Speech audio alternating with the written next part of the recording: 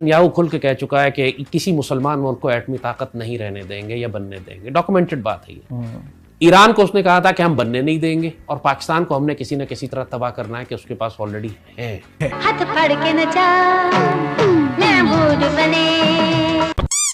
तो हेलो मेरे प्यारे प्यारे नन्हे मुन्ने इंडियन भाइयों, मैं इकराम बलोच बलोचिस्तान से। पाकिस्तान के फील्ड मार्शल पता नहीं क्या जो भी कहते हैं उसका नाम आसिम मुनीर जो कि आर्मी की चीफ है मेरे ख्याल से, और पाकिस्तान में इस वक्त बहुत ही ज्यादा इसकी हाइप बनी हुई है। लेकिन जनाब पाकिस्तान में मौजूद ये बंदा बुलेट प्रूफ जैकेट पहनकर घूम रहा है।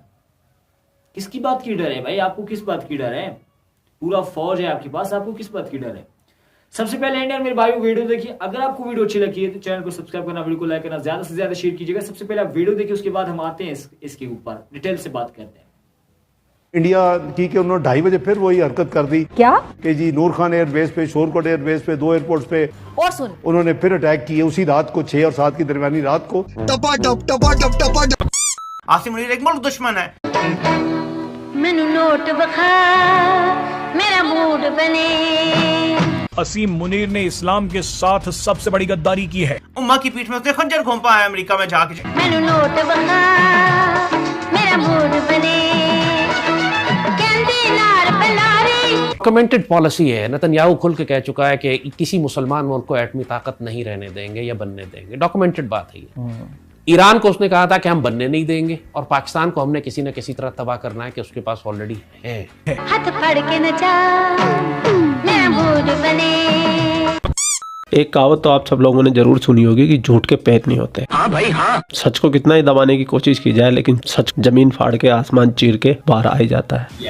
ये पाकिस्तानी ऑपरेशन सिंदूर के समय चीख के कह रहे थे हमने 6 प्लेन गिरा दिए, 7 गिरा दिए, 8 गिरा दिए। पूरी दुनिया में अपना झूठा नैरेटिव चलाने की कोशिश की, लेकिन सच तो सच है। धीरे धीरे करके सही, लेकिन जो वहाँ पे आ रहा है। और प्राइम मिनिस्टर ने ऑथराइज किया आर्म फोर्सेस को, डिटेल तय हो गई कि हमने क्या रोल आउट करना है, और वो हमने 4 बजे के बाद शुरू किया। ये उनकी फिर एक बदकिस्मती मैं कहूँगा इंडिया की कि उन्होंने 2:30 बजे फिर वही हरकत कर दी कि जी नूर खान एयरबेस पे, शोरकोट एयरबेस पे, 2 एयरपोर्ट्स पे उन्होंने फिर अटैक किए उसी रात को, 6 और 7 की दरमियानी रात को। तो वो उन्होंने जो कोशिश की, तो उसके बाद बाय द वे उसके बाद विद इन 45 मिनट्स मुझे सऊदी प्रिंस फैसल साहब का फोन आया, और उन्होंने मुझे वही बात की कि ब्रदर आई जस्ट अंडरस्टूड कि जी आपकी बात हुई है रूबियो से, और अपना am I authorise to talk to Jaishankar also and convey के you are ready if they stop. I say yes brother you can.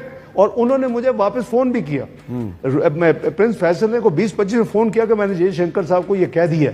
तो बात यह है कि अगर ये उन्होंने अपना किरदार अदा किया है और वो क्रेडिट लेते हैं, 13 दफा ले लें, 130 दफा ले लें, हमें उसको वेलकम करना चाहिए। और ये जिस मदद की बात कर रहा ना, उसके ऊपर आर्मी चीफ ने अभी हफ्ते 10 दिन पहले भी कहा था कि हमने फरिश्ते आते हुए देखे। तो कौन से फरिश्ते थे वो? पता चल गया ना, यही फरिश्ते थे वो। और हमने अल्लाह की मदद आते हुए देखी, ऐसे तो नहीं होता है, महसूस की। वही अंसुरकुमुल्लाहु फला गालिब लकुम, हमने महसूस किया। पूरी तरीके से इस जंग के अंदर सऊदी अरेबिया ने पाकिस्तान का साथ दिया। मतलब पाकिस्तान को पिटता हुआ देख के उससे रहा नहीं गया कि ये हमारी इस्लामी उम्मा का छोटा सा चुमाई है, ये पिटना नहीं चाहिए। तो उन्होंने अपनी पूरी ताकत लगाई, अमेरिका को कन्विंस किया। अमेरिका वालों ने जयशंकर साहब को कन्विंस किया कि भैया मान जाइए, ज्यादा मत मारिए, आप ज्यादा मारोगे तो और रोएंगे ये। ऊपर से इनके घर में खाने को दाना भी नहीं है। तो पाकिस्तानियों के लिए फरिश्ते सऊदी अरब और अमेरिका बन के आए थे। इसका मतलब है इन लोगों में सेल्फ रिस्पेक्ट नाम की चीज ही कोई नहीं। तो इनकी हैसियत क्या है इन पाकिस्तानियों की, धीरे धीरे इन पाकिस्तानियों को पता चली जाएगी। लेकिन हमारे हिंदुस्तान की सरकार को भी अपने पीआर के अंदर थोड़ी सी इंप्रूवमेंट लाने की जरूरत है। दुनिया में अपना नैरेटिव बताने के लिए कुछ ना कुछ मोदी सरकार को एग्रेसिव होना पड़ेगा, क्योंकि जो तुम अच्छा काम करते हो वो भी दुनिया को नहीं पता चलता। तुम किसी को मार के आते हो वो भी पता नहीं चलता,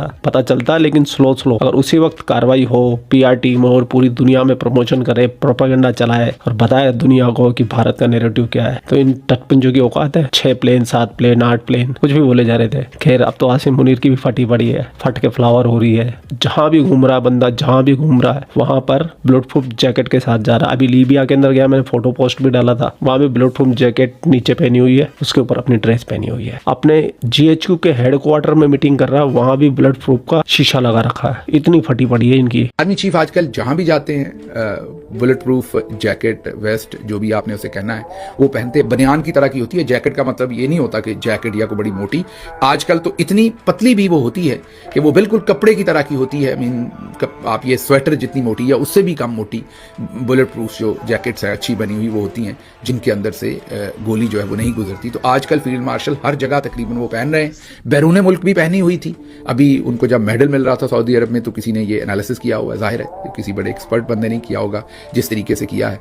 तो उनका एनालिसिस ये कि उन्होंने ये सऊदी अरब में भी पहनी हुई थी, फिर लीबिया में भी लोगों ने ऐसे ही एनालिसिस किया हुआ था। अब ये एक फुटेज आई है सामने, ये शायद GHQ के अंदर की है, अब मुझे नहीं पता, मैं पहले वाजे कर दूं। अब ये होता है कई दफ़ा AI से बना देते हैं फुटेज, कई दफ़ा ये भी कर देते हैं, मैं डिस्क्लेमर दे रहा हूं कि फुटेज एक कहीं और की होती है, दूसरी कहीं और से जोड़ देते हैं। लेकिन ये फुटेज चल रही है और हमारे ज़रा ये क्लेम कर रहे हैं कि ये पाकिस्तानी मीडिया को जारी की गई है बाकायदा फुटेज। तो अब अगर ये वाकई जारी की गई है तो फिर तो ये GHQ के अंदर की, तो इसमें भी आप देख सकते हैं कि सामने उनके बुलेट प्रूफ ग्लास लगा हुआ है। अब अगर बुलेट प्रूफ शीशे के पीछे वो GHQ के अंदर बैठ के भी तकरीर कर रहे हैं तो फिर तो मामला बहुत ही नाजुक है और इतनी बड़ी ही आप ये कहिए कि बहुत ही स्पेसिफिक क्लासिफाइड किस्म की मीटिंग जिसमें को बहुत सारे लोग नहीं हैं। तो अगर ये फुटेज दुरुस्त है तो मैं फिर इसमें बहुत डिस्क्लेमर दे रहा हूं, अगर ये फुटेज दुरुस्त है तो फिर तो बहुत ही मामला दिगरगू है। इसका मतलब है कि फील्ड मार्शल बहुत ही सख्त प्रेशर में है बाहर की बुलेट प्रूफ की, क्योंकि इनकी बॉडी सारे लोग जानते कि ही इज प्रीटी लीन। आप जाहिर है कि उन पर हम दिन रात क्रिटिसाइज करते हैं, लेकिन physically he is fit, he is pretty lean. तो इनकी ये जो बल्जेस निकले हुए हैं, ये सब कुछ जो है ये वाज़े तौर पर बताता है कि इन्होंने यूनिफॉर्म के नीचे बुलेट प्रूफ जो है वो शायद पहन रखी है। अब भाई पहले तो फरिश्ते आ गए थे, अब पता नहीं किधर से कोई फरिश्ता आ जाए और आसिम मुनीर को साथ ले जाए। वो फौज जो दुनिया की नंबर 1 आर्मी है। ये डरपोक और बुज़दिल आर्मी तो पहले से ही है। 1971 में साबित हो चुका कि 93,000 सैनिकों ने एक साथ सरेंडर किया। ये पूरी दुनिया की हिस्ट्री का सबसे बड़ा सरेंडर था। सबसे शर्मनाक चांटा इन पाकिस्तानियों के मुंह पे था, लेकिन ये तो बेशरम है, मानते भी नहीं है। एटमी रियासत अल्हम्दुलिल्लाह। कोई इनके मुंह पे थूक देना तो ऐसे बोलते बारिश हो रही है, ये तो इनका हाल है। और आसिम मुनीर की पैंट गीली करने के लिए हमारे जयशंकर साहब जी ने मोर्चा संभाल लिया और जयशंकर जी ने एक बार फिर रिपीट किया कि POK लेना हमारी सबसे बड़ी प्राथमिकता है। आप भी सुने। Situations, things which people took for granted, and because you asked me about POK, I'll answer that very directly. Look, forget I will come to POK for a moment. Take even 370. People just assume 370 cannot be changed, and that, this is something we just have to accept because the politics of the day had driven it very deeply into public consciousness. Now we see, once we change it, then the entire ground situation changes. So all I can say with respect to POK, that there is a parliament resolution. Every political party of this country is committed to ensure POK, which is a part of India, returns to India. This actually is our national commitment. But I do want to say one thing. I didn't used to get people ask us about this 10 years ago or even 5 years ago. It is when we have done, when we have put 370 to rest. Now people understand, yes, the POK is also important. So what has happened today is because we have, finally taken the right decision on 370, I think in the minds of our own people today, the POK issue has come to the front of their thinking. And as they say, before the first prerequisite for something happening is first it must be in your thoughts. Once it is in your thoughts, the rest will certainly happen at some point. And last question, what can MEA do? What we do is we have programs of internships.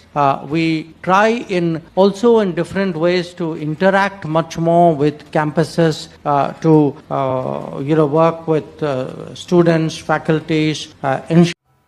ये बात है कि ये जो field marshal जो है ये आसिम मुनीर, इसको पाकिस्तान में पसंद तो नहीं किया जाता क्योंकि पाकिस्तान की आवाम ज्यादातर इमरान खान को पसंद करते हैं, जो कि इस वक्त जेल में बैठा हुआ है। इमरान खान की जो फैन फॉलोइंग है जो पाकिस्तान में इंतहाई ज्यादा तेज है, तो इसलिए मेरे ख्याल से जो परसेंटेज मैं यहाँ पे लगा दूं 100 में से, तो मेरे ख्याल से 10% लोग इस आसिम मुनीर और पाकिस्तानी आर्मी को लोग चाहते हैं और 90% लोग इमरान खान को चाहते हैं जो कि जेल में मौजूद है। लेकिन यार बंदा बुलेट प्रूफ जैकेट पहन के घूम रहा है, किस बात की डर है? क्या हिंदुस्तान से डर है? हिंदुस्तान से डर है इनको कि हिंदुस्तान की आर्मी कहीं कुछ कर न दे, क्योंकि पहले से आपको पता है कि हालात बहुत ही ज्यादा खराब है, जंगे हुई है, सिंदूर ऑपरेशन हुई है। तो उधर से एक और ऑपरेशन हुआ था पाकिस्तान की तरफ से, पता नहीं नाम क्या है, नाम मैं भूल गया, लेकिन हाँ सिंदूर ऑपरेशन के बाद एक और ऑपरेशन हुआ था। तो कुल मिला की बात ये है इंडियन मेरे भाइयों कि बुलेट प्रूफ जैकेट पहनने का वजह क्या है, मकसद क्या है? आसिम मुनीर जो कि ऐसा पता चल रहा है खबरों के मुताबिक कि 10-15 दिन से भी वो बुलेट प्रूफ जैकेट पहनकर घूम रहा है। हालांकि फौज पूरी उसकी, ताकत पूरा उसका, भाई वो फौज का चीफ है, वही जो है वो बुलेट प्रूफ जैकेट पहन के घूम रहा है। तो आप समझ सकते हैं कि पाकिस्तान में हालात कितने ज्यादा खराब है।